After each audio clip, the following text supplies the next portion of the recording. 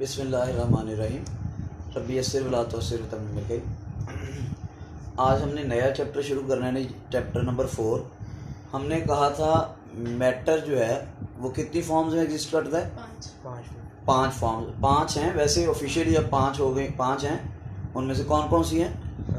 Liquid है, solid है, gas है और उसके बाद प्लाज्मा है, क्वांटम है।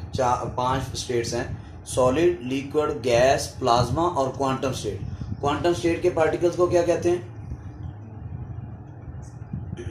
क्वांटम स्टेट के पार्टिकल्स को कहते हैं बीईसीज, बोसन, आइंस्टाइन, कंडेंसेट। 5 स्टेट्स हैं। मैटर की कितनी स्टेट्स हैं जी? 5 स्टेट्स हैं। फर्स्ट कौन सी है? सॉलिड, लिक्विड, गैस, प्लाज्मा और क्वांटम। ये क्वांटम स्टेट के जो पार्टिकल्स होते हैं उनको क्या कहते हैं? बीईसीज। क्वांटम स्टेट के जो पार्टिकल्स होते हैं इनको क्या कहते हैं जी? BECs, boson, Einstein, condensate. Boson, Einstein, condensate. तो ये जो 5th स्टेट ऑफ मैटर है, इसके हवाले से अभी आपके टेक्स्ट नहीं अवेलेबल, अभी ज्यादा इस पे रिसर्च नहीं हो चुकी। अगरचे इसको प्रिडिक्ट किया गया था, बहुत अरसा पहले इसको प्रिडिक्ट कर दिया गया था। एक इंडियन साइंटिस्ट था जिसका नाम था, ये इसको मैं इसको लिख देता हूं, ये क्या है? Boson, Einstein, condensate. Boson, Einstein, condensate. अगरचे ये आपके कोर्स में अभी नहीं है, बल्कि किसी भी कोर्स बुक में नहीं है, लेकिन इसको अब ऑब्जर्व भी कर लिया गया है। अभी कुछ 1 माह पहले इसको जो है वो ऑब्जर्व किया गया था, काफी देर के लिए ये एग्जिस्ट कर रहा था। और अब जो नई खबर आई है वो ये आई है कि इसकी जो एग्जिस्टेंस थी, चूंकि ये बहुत शॉर्ट टाइम के लिए एग्जिस्ट करती है और इसका यानी बहुत थोड़े टाइम पीरियड के लिए एग्जिस्ट करती है। क्यों? इसकी कंडीशंस ये हैं कि टेम्परेचर नियरली एब्सोल्यूट जीरो हो। टेम्परेचर क्या हो? एब्सोल्यूट जीरो हो, ग्रेविटी फ्री सिस्टम हो, स्ट्रॉन्ग मैग्नेटिक फील्ड हो। अब ये सारी चीजें जो हैं ये इकट्ठी जो है वो एक जगह पे इस किस्म की कंडीशंस डेवलप करना मुश्किल था। इसलिए इस मटेरियल की अगर एग्जिस्टेंस होती भी थी तो बहुत थोड़े टाइम के लिए होती थी स्टेट की। तो इतने थोड़े टाइम में इसकी जो सारी प्रॉपर्टीज हैं उनको स्टडी करना मुमकिन नहीं था।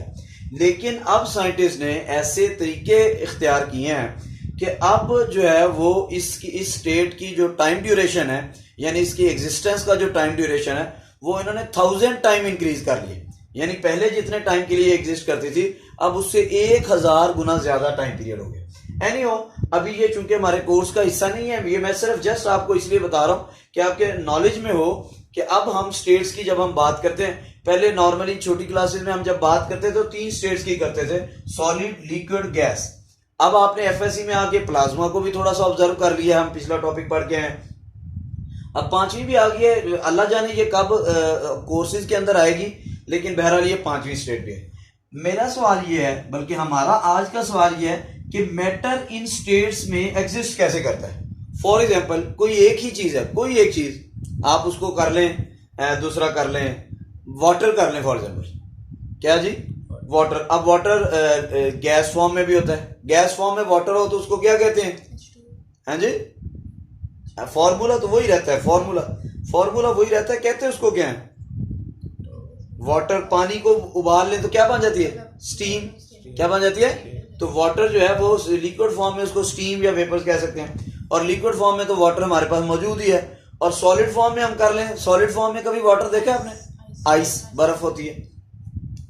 तो कैसे, क्यों ये स्टेट्स चेंज क्यों हो जाती हैं? कोई चीज सॉलिड, लिक्विड या गैसियस फॉर्म में एग्जिस्ट कैसे करती है? ये हमारा बड़ा आज अहम सवाल है। देखें, तो ये असल में इंटरमॉलिक्यूलर फोर्सेस की वजह से होता है। किसकी वजह से होता है? इंटरमॉलिक्यूलर। आज हमारा जो चैप्टर नंबर 4 है, चैप्टर नंबर 4 है, उसमें वो कौन सा है? लिक्विड्स एंड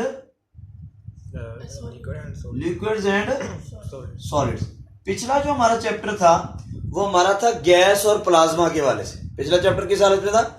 यानी 2 स्टेट्स हमने पिछले चैप्टर में पढ़ी थी, गैस और प्लाज्मा। पिछले चैप्टर में सारी गैसेस और प्लाज्मा की कंडीशन पढ़ी थी। ये वाला जो हमारा चैप्टर है ये लिक्विड्स और सॉलिड्स की। बहरहाल जो हमारा अभी क्वेश्चन है वो ये है कि मैटर पानी है, पानी तीनों स्टेट्स में एग्जिस्ट करता है, सॉलिड, लिक्विड, गैस। क्यों? पानी गैस में क्यों चला जाता है, पानी लिक्विड फॉर्म में क्यों हो जाता है, पानी सॉलिड फॉर्म में क्यों होता है। तो ये डिपेंड करता है, या रूम टेम्परेचर पे पानी लिक्विड फॉर्म में क्यों एग्जिस्ट करता है, आइस में क्यों नहीं करता, गैस में क्यों नहीं करता। तो ये सारी चीज डिपेंड करती है इंटरमॉलिक्यूलर फोर्सेस पे।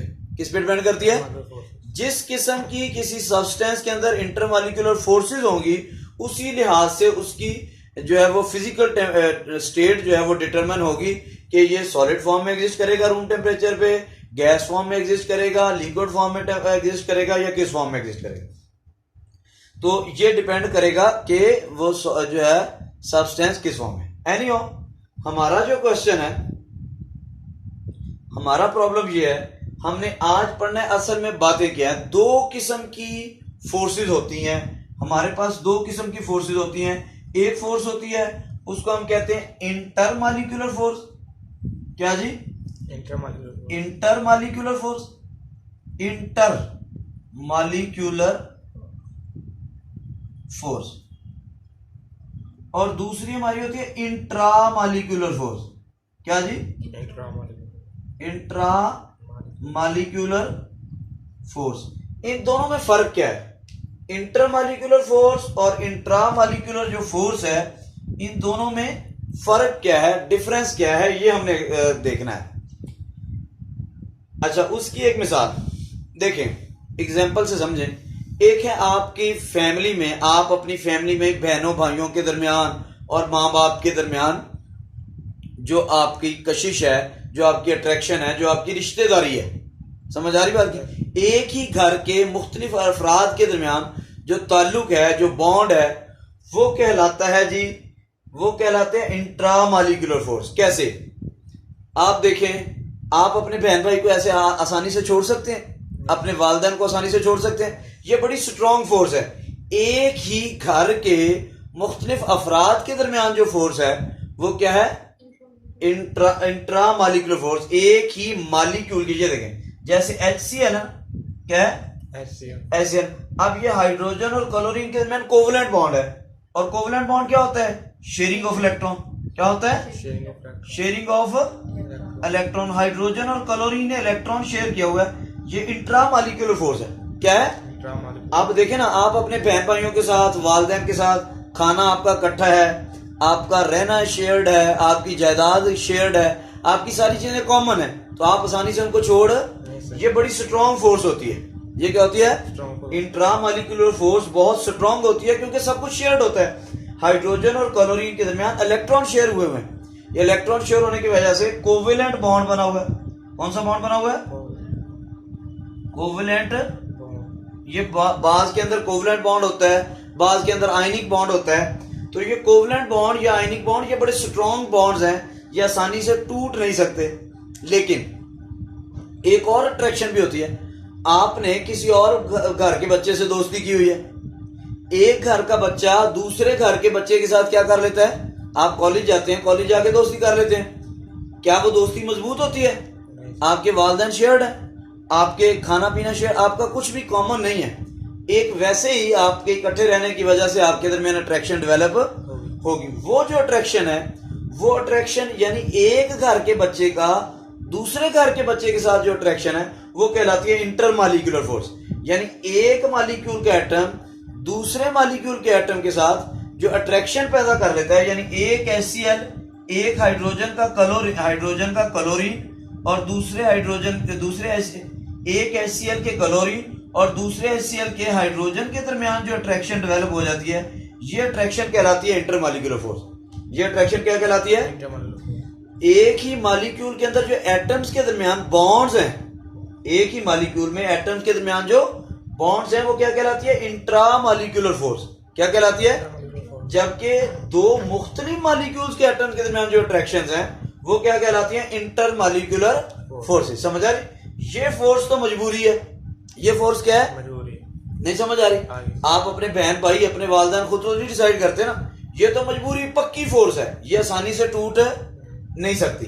ये बॉन्ड्स हैं, स्ट्रॉन्ग बॉन्ड्स हैं। लेकिन ये जो दूसरी फोर्स है जो आपने अपने दोस्त बनाए हुए हैं, वो फोर्स वैसी है, हल्ले गुल्ले के लिए, चस्के के लिए, शुगल मुगल के लिए। नहीं समझ आ रही बात की?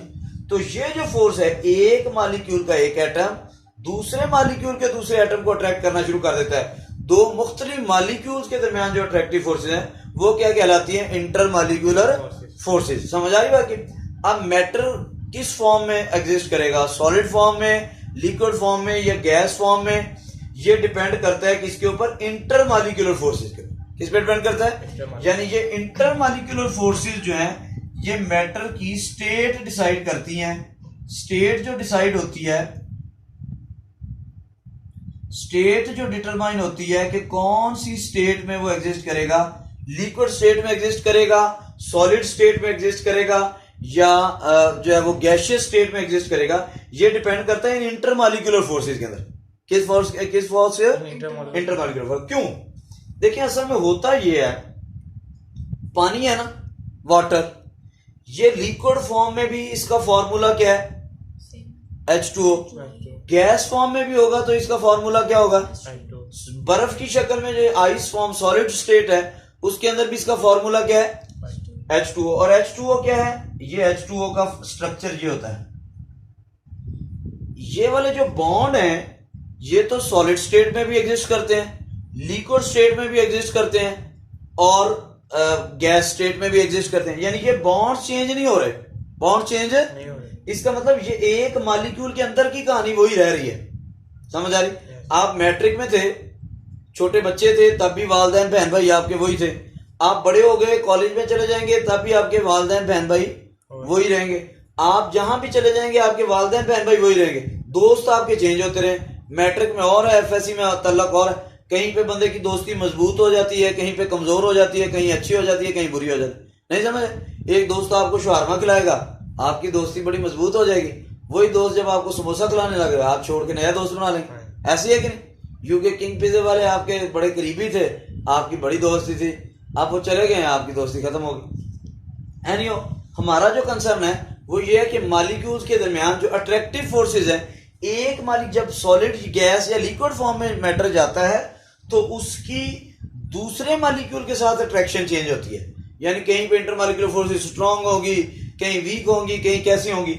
ये जो मॉलिक्यूल के अंदर बॉन्ड है, इंट्रामॉलिक्यूलर फोर्सेज, ये चेंज नहीं होती, कोवलेंट बॉन्ड ही रहेगा। लिक्विड फॉर्म में भी कोवलेंट बॉन्ड रहेगा, सॉलिड फॉर्म में भी कोवलेंट बॉन्ड रहेगा, वही रहेगा। सिर्फ जो इंटरमॉलिक्यूलर फोर्सेज हैं उनकी स्ट्रेंथ चेंज हो जाएगी जब मैटर की स्टेट चेंज होगी। नहीं समझ आ रही बात? यहां तक कोई कंफ्यूजन? अब हम देखते हैं हमारे पास जो ये इंट्रामॉलिक्यूलर फोर्सेज का तो हमें पता है, ionic bond, covalent bond, coordinate covalent bond, ये वाले सारे हमें पता है। मेटेलिक बॉन्ड होता है। ये जो है दूसरा इंटरमॉलिक्यूलर फोर्स है, इसको जरा हम देख लेते हैं कि ये क्या है। इंटरमॉलिक्यूलर फोर्सेज की टाइप्स देखते हैं। तो इंटरमॉलिक्यूलर की फोर्सेज की 4 टाइप्स हैं। कितनी टाइप्स हैं जी? 4 इंटरमॉलिक्यूलर फोर्सेज की।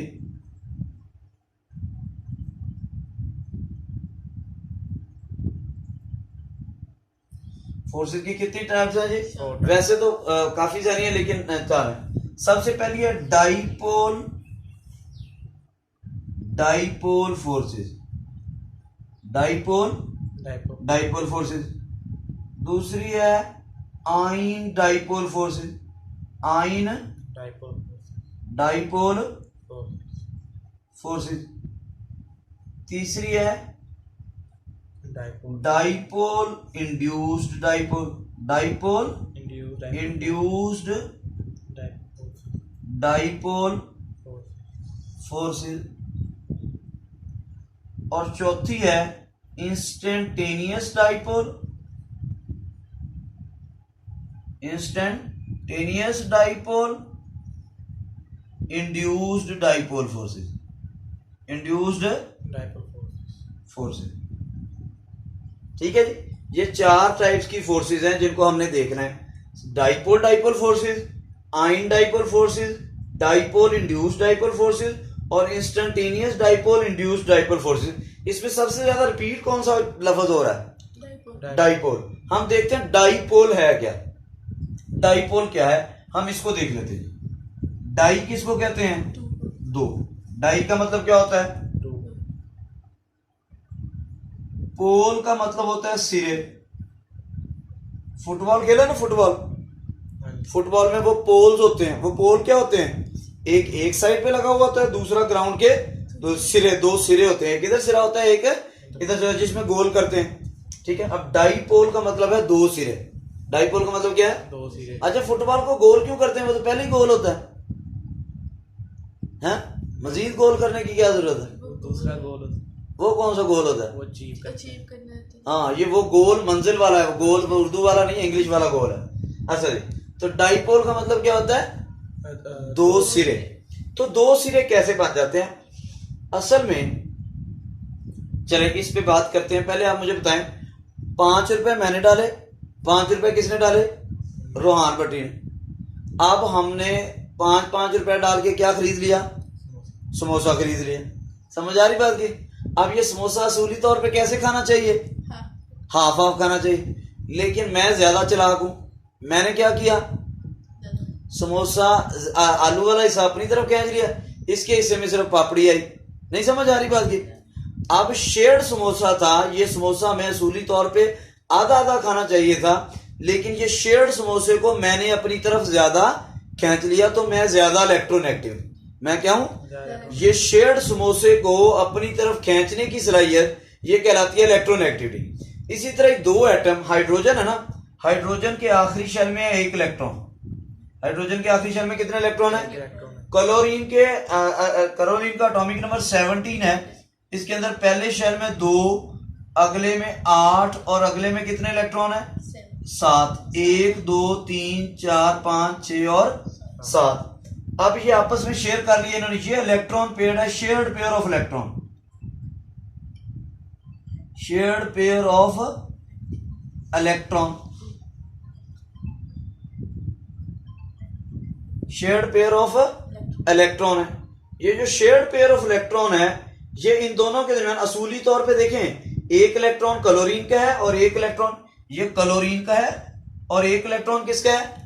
हाइड्रोजन का। तो असूली तौर पे ये इलेक्ट्रॉन इन दोनों के दरमियान में होना चाहिए, लेकिन क्लोरीन क्या करती है? इस शेयर्ड पेयर ऑफ इलेक्ट्रॉन को अपनी तरफ ज्यादा अट्रैक्ट कर लेती है, ज्यादा अट्रैक्ट कर लेती है। अब इलेक्ट्रॉन पेयर जो अपनी तरफ समोसा मैं अपनी तरफ खींच लूं, तो ये नेगेटिव सोच है या पॉजिटिव सोच है? नेगेटिव सोच है। तो इसी तरह क्लोरीन इस शेयर्ड पेयर ऑफ इलेक्ट्रॉन को अपनी तरफ खींच लेती है, तो इसके ऊपर वैसे भी जिसकी तरफ इलेक्ट्रॉन आ जाएंगे तो इलेक्ट्रॉन के ऊपर कौन सा चार्ज होता है? तो असल से थोड़ा ज्यादा नेगेटिव चार्ज इसके ऊपर आ जाएगा। तो हाइड्रोजन के ऊपर पार्शियल पॉजिटिव चार्ज आ जाएगा, क्लोरीन के ऊपर पार्शियल नेगेटिव चार्ज आ जाएगा। क्यों आ जाएगा? क्लोरीन ने इस शेयर्ड पेयर ऑफ इलेक्ट्रॉन को अपनी तरफ ज्यादा अट्रैक्ट कर लिया, तो इस वजह से ये क्लोरीन की इलेक्ट्रोनेगेटिविटी ज्यादा है। क्लोरीन की इलेक्ट्रोनेगेटिविटी, ये शेयर्ड पेयर ऑफ इलेक्ट्रॉन को अपनी तरफ खींचने की सलाहियत क्या कहलाती है? इलेक्ट्रोनेगेटिविटी। तो क्लोरीन की इलेक्ट्रोनेगेटिविटी ज्यादा है, क्लोरीन ने शेयर्ड पेयर ऑफ इलेक्ट्रॉन अपनी तरफ ज्यादा खींच लिया, इसलिए क्लोरीन के ऊपर पार्शियल नेगेटिव चार्ज आ गया, हाइड्रोजन के ऊपर पार्शियल पॉजिटिव चार्ज आ गया। और ये जो क्लोरीन की इलेक्ट्रोनेगेटिविटी होती है कितनी है? 3.0 और हाइड्रोजन की कितनी होती है? 2.1। तो क्लोरीन की ज्यादा, ये शेयर्ड पेयर ऑफ इलेक्ट्रॉन को अपनी तरफ ज्यादा खींच लेता है।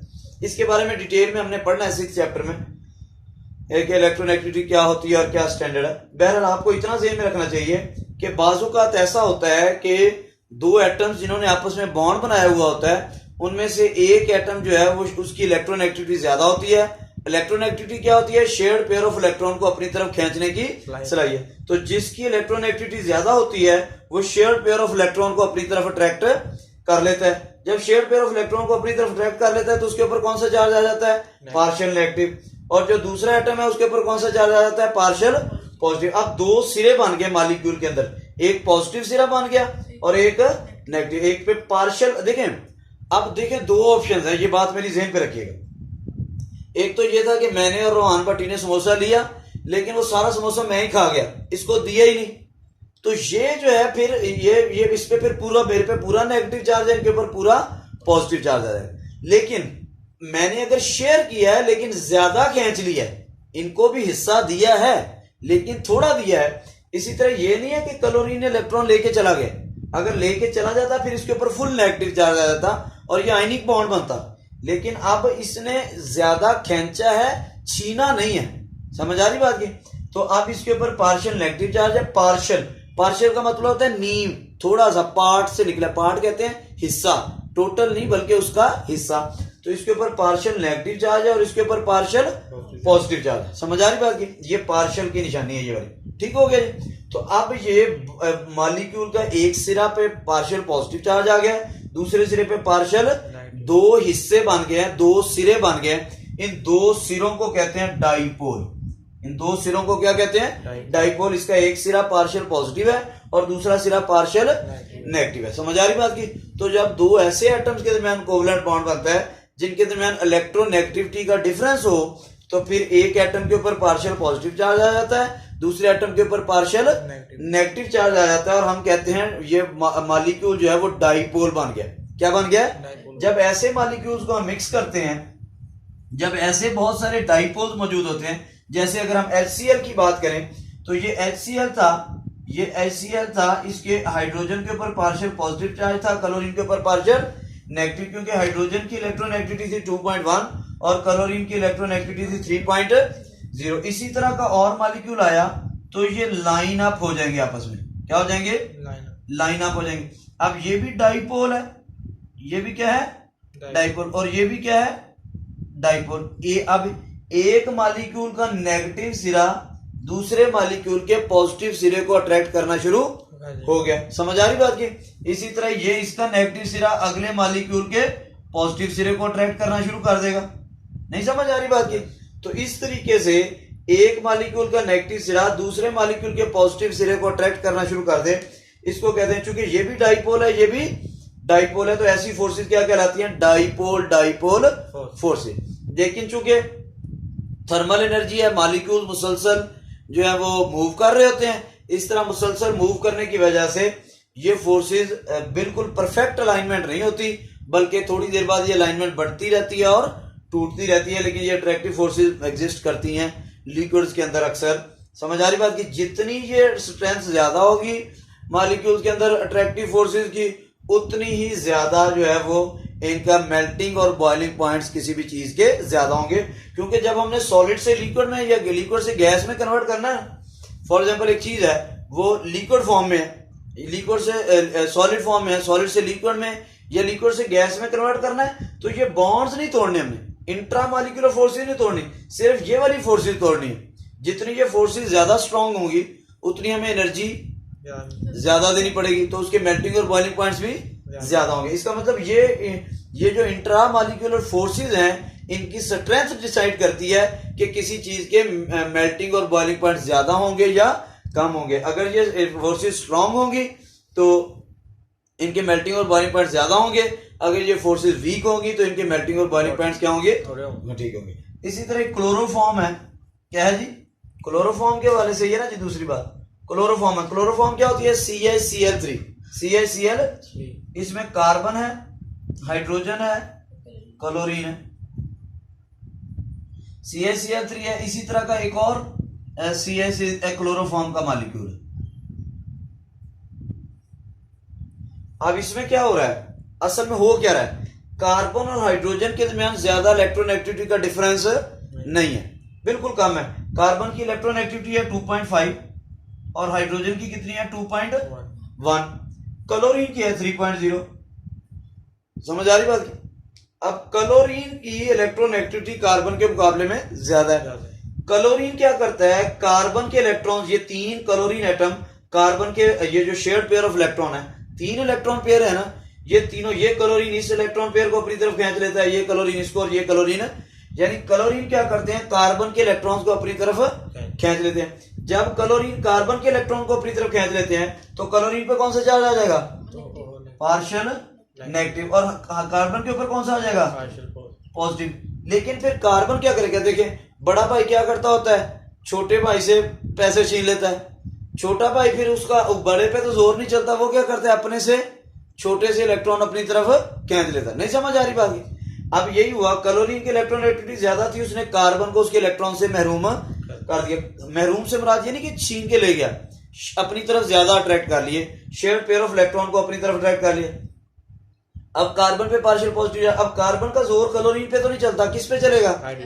तो ये कार्बन क्या करता है? हाइड्रोजन के इलेक्ट्रॉन्स को अपनी तरफ खींच लेता है। तो किसी और बॉन्ड में इलेक्ट्रोनेगेटिविटी डिफरेंस की वजह से कहीं और पे कहीं किसी और एटम के ऊपर चार्ज शिफ्ट हो जाना, ये कहलाता है इंडक्टिव इफेक्ट। क्या कहलाता है? तो इस इलेक्ट्रोनेगेटिविटी डिफरेंस की वजह से यह हाइड्रोजन के ऊपर पॉजिटिव चार्ज इंड्यूस हो जाएगा। इंड्यूस का मतलब होता है पैदा हो जाना। क्या हो जाना? किसी एक्सटर्नल सोर्स की वजह से पैदा हो जाना। तो अब इलेक्ट्रोनेगेटिविटी डिफरेंस कार्बन और क्लोरीन के दरमियान था, लेकिन क्लोरीन ने जब कार्बन के इलेक्ट्रॉन खींचे तो कार्बन ने हाइड्रोजन के खींच लिए, इसलिए हाइड्रोजन के ऊपर कौन सा चार्ज आ गया? Partial positive. इसको कहते हैं इंडक्टिव इफेक्ट। क्या कहते हैं? चार्ज का इंड्यूस हो जाना, ये क्या कहलाता है? Inductive effect. तो अब ये जो है कार्बन ने इस हाइड्रोजन के इलेक्ट्रॉन्स को खींच लिया, तो असल जाके चार्ज किस पे खड़ा हो गया? हाइड्रोजन के ऊपर पार्शियल पॉजिटिव चार्ज आ गया। साथ वाले क्लोरोफॉर्म के अंदर भी यही होगा, partial negative partial negative partial negative, carbon के ऊपर पार्शियल पॉजिटिव और उसकी वजह से उस पे आ गया। तो ये इसका हाइड्रोजन और इसके क्लोरीन के दरमियान अट्रैक्टिव फोर्सेस पैदा हो गई। ये भी क्या कहलाएंगी? Dipole dipole. ये जो डॉटेड लाइन से मैंने जाहिर किया, dipole dipole dipole dipole forces. यहां तक कोई कंफ्यूजन है तो मेरे से पूछें। इसको एक दफा रीड आउट कर लेते हैं। आ जाए जरा। The existence of matter in our surroundings in the form of gases, liquids and solids is due to difference of interacting forces among constituent particle. ये जो मादे का एग्जिस्ट करना है हमारे इर्द गिर्द गैस, लिक्विड या सॉलिड फॉर्म में, ये असल में मुख्तलिफ इंटरैक्टिंग फोर्सेज की वजह से होता है जो उसके पार्टिकल्स के दरमियान होती हैं, इंटरमॉलिक्यूलर फोर्सेज। ये पेज नंबर 81 है। To understand the properties of liquids and solids we need to know the kinds of intermolecular forces present in them. तो हमने लिक्विड्स और सॉलिड्स की प्रॉपर्टीज जो हैं उनको समझने के लिए जरूरी है कि हमें उनके दरमियान इंटरमॉलिक्यूलर फोर्सेज का पता लगे एंड देयर रिलेटिव स्ट्रेंथ, और उनकी स्ट्रेंथ का पता लगे। It is important to realise that the attraction between the molecules is much weaker than the attraction between atoms within a molecule। ये बात ध्यान में रख लें। मैंने कहा ना घर के अंदर जो बहन भाइयों के दरमियान अट्रैक्टिव फोर्सेज हैं, यानी जो मॉलिक्यूल के अंदर वाली फोर्सेज हैं, फॉर एग्जांपल ये है, ये जो फोर्सेज हैं, ये वाली जो मॉलिक्यूल HCl, ये CH3 मॉलिक्यूल के अंदर वाली जो फोर्सेज है, ये बहुत ज्यादा स्ट्रॉन्ग है एज कंपेयर टू एक मॉलिक्यूल की दूसरे मॉलिक्यूल के साथ फोर्सेज। नहीं समझ आ रही बात की? एक मॉलिक्यूल के अंदर जो एटम्स हैं उनके दरमियान अट्रैक्टिव फोर्सेज बहुत ज्यादा स्ट्रॉन्ग है और वो कहलाती है इंट्रा मॉलिक्यूलर फोर्सेज, और ये जो दूसरे मॉलिक्यूल के साथ है ये inter molecular forces. much weaker than the attraction between atoms within a molecule. In a molecule of HCl, there is a covalent bond between H and Cl, which is due to the mutual sharing of electrons. HCl molecule की बात कर लें या ये CaCl3 के अंदर बात कर लें, तो ये जो इनके दरमियान अट्रैक्टिव फोर्स है, ये बॉन्ड है, और ये शेयरिंग की वजह से, किसकी वजह से? Both atoms satisfy their outermost shell and it is their firm need to remain together. दोनों एटम्स अपनी वैलेंसी शेयर कर लेते हैं और ये उनकी बहुत शदीद जरूरत होती है कि वो इकट्ठे रहें। उन्होंने शेयर किया हुआ है, अब उनकी मजबूरी है, वो आसानी से आपने ना, आपको रोटी का मसला है, आपको जायदाद का मसला है, आपको सारी चीजों का मसला है, तो इसलिए आपकी मजबूरी है, लड़ाई हो भी जाती है बहन भाई के दरमियान या भाइयों के दरमियान, तो वो वहीं रहते हैं क्योंकि रोटी कितों खाएंगे। नहीं समझ आ रही बात की? तो इस वजह से ये दो एटम्स ने अपनी सारी कमजोरियां जो है वो आपस में इलेक्ट्रॉन शेयर करके अपने आप को सेटिस्फाई किया हुआ है। अब ये लहदा इतनी आसानी से नहीं हो सकता। अच्छा, HCl molecule, both atoms satisfy their outermost shell and it is their firm need to remain together, hence this linkage is very strong. HCl molecule in the neighborhood attract each other but the forces of attraction are weak. अब एक molecule का HCl जो है, एक HCl साथ वाले HCl, एक HCl का क्लोरीन दूसरे HCl के हाइड्रोजन को अट्रैक्ट करना शुरू कर देता है। ये जो फोर्स है ये इंटर मॉलिक्यूलर फोर्स है। These forces are believed to exist between all kinds of atoms and molecules when they are sufficiently close to each other. जितने भी मॉलिक्यूल्स हैं उनमें इस किस्म की फोर्सेस पाई जाती हैं। Such intermolecular forces are called van der Waals forces and they have nothing to do with the valence electron. और ये जो फोर्सेस हैं ये वैन डर वाल्स फोर्सेस कहलाती हैं। इनका वैलेंस इलेक्ट्रॉन्स के साथ कोई चक्कर नहीं होता। देखे ना, इसमें शेयरिंग तो नहीं हुई। आपके दोस्त के साथ जो दोस्ती है, कॉलेज के बच्चों के साथ जो दोस्ती है, उसमें आपकी जायदाद शेयर्ड है, ठीक है, कुछ चीज शेयरिंग है भी, आप घर में रहते हो, ऐसा कुछ नहीं होता। तो इसके अंदर ये जो इंटरमॉलिक्यूलर फोर्सेज हैं इनमें इलेक्ट्रॉन्स का कोई शेयरिंग का चक्कर नहीं होता, ये चस्के की फोर्सेज है।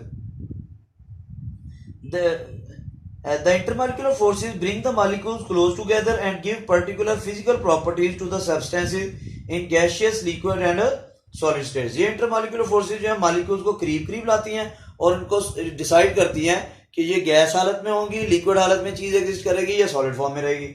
4 types of such forces are mentioned here. Dipole dipole forces, ion dipole forces, dipole induced dipole forces, instantaneous dipole induced dipole forces. सबसे पहले जो dipole dipole forces. In case of HCl molecules both atoms differ in electronegativity. HCl के case में hydrogen और chlorine के दरमियान क्या होता है जी? इलेक्ट्रोनेगेटिविटी का डिफरेंस होता है। इलेक्ट्रोनेगेटिविटी डिफरेंस क्या होता है जी? इलेक्ट्रोनेगेटिविटी क्या होती है? जो इलेक्ट्रॉन अपनी तरफ खींचेंगे, शेयर्ड पेयर ऑफ इलेक्ट्रॉन को अपनी तरफ अट्रैक्ट करने की जो एबिलिटी है, सलाहियत है, वो क्या कहलाती है? Electronegativity. Chlorine being more electronegative develops the partial negative charge and hydrogen develops the partial positive charge. Chlorine जो है वो ज्यादा इलेक्ट्रोनेगेटिव है, तो क्लोरीन के ऊपर पार्शियल नेगेटिव चार्ज आ जाता है और हाइड्रोजन के ऊपर पार्शियल पॉजिटिव चार्ज आ जाता है। So whenever the molecules are close to each other, they tend to line up. इसलिए जब भी मॉलिक्यूल एक दूसरे के करीब आते हैं तो वो लाइन में होने की कोशिश है। The positive end of one molecule attracts the negative end of the other molecule. एक मॉलिक्यूल का पॉजिटिव सिरा, अब देखें दो मुख्तलिफ मॉलिक्यूल हैं, इस मॉलिक्यूल का नेगेटिव दूसरे मॉलिक्यूल के पॉजिटिव को अट्रैक्ट करना शुरू कर देता है। And these electrostatic forces of attraction are called dipole dipole forces. ये दोनों डाइपोल हैं, इसलिए क्या कहलाते हैं? Dipole. However, thermal energy causes the molecules do not have perfect alignment. लेकिन ये जो थर्मल एनर्जी है, मुसलसल मॉलिक्यूल मूव कर रहे हैं, उस वजह से परफेक्ट अलाइनमेंट नहीं होती। अगर परफेक्ट अलाइनमेंट हो जाए, बिल्कुल मॉलिक्यूल एक दूसरे के साथ क्लिंक हो जाए, पक्के जुड़ जाए, तो फिर वो सॉलिड फॉर्म हो जाते हैं। Anyhow, there is a net attraction between the polar molecules. बहरहाल पोलर मॉलिक्यूल के दरमियान अट्रैक्शन होती है। These forces are called dipole dipole forces and they are approximately 1% as effective as a covalent bond. ये जो कोवलेंट बॉन्ड है, ये जो बॉन्ड है, इसके दरमियान ये जो कोवलेंट बॉन्ड है, जो इंट्रामॉलिक्यूलर फोर्स है, उसके मुकाबले में ये सिर्फ 1% ताकतवर है, या दूसरे लफ्जों में ये 100 गुना ज्यादा ताकतवर जो बॉन्ड है, कोवलेंट बॉन्ड है, वो डाइपोल डाइपोल फोर्स के मुकाबले में 100 गुना, यानी आप बहन भाइयों की आपस में जो फोर्स है वो 100 गुना ज्यादा ताकतवर है एज कंपेयर टू दोस्ती के। नहीं समझ आ रही बात की है? आगे सर, ये जो है ना जी, ये HCl और ये दूसरे का HCl, ये जो बॉन्ड है ये इसके मुकाबले में 100 times stronger, 100 times stronger. The strength of these forces depend upon the electronegativity difference between the bonded atom and the distance between the molecules. जितना इलेक्ट्रोनेगेटिविटी का डिफरेंस ज्यादा होगा, पॉजिटिव और नेगेटिव चार्ज भी ज्यादा होगा, तो उतनी ये अट्रैक्टिव फोर्सेस भी ज्यादा स्ट्रॉन्ग होंगी। The distance between the molecules in the gaseous phase are greater, so these forces are very weak in this phase. ठीक है जी, क्योंकि गैस की हालत में मॉलिक्यूल्स के दरमियान फासला ज्यादा होता है, इस वजह से फोर्सेस वीक होती हैं। In liquids, these forces are reasonably strong. The examples of the molecules which show dipole-dipole attraction are numerous. Two of these are given below: HCl and CaCl3 chloroform. Greater the strength of these dipole-dipole forces, greater are the values of thermodynamic parameters like melting point, boiling points, heats of vaporization and heats of sublimation. आगे पढ़ ले, क्या इतना काफी है? हाँ जी, चलें जी, अल्लाह ताला आपका हामी नासिर हो।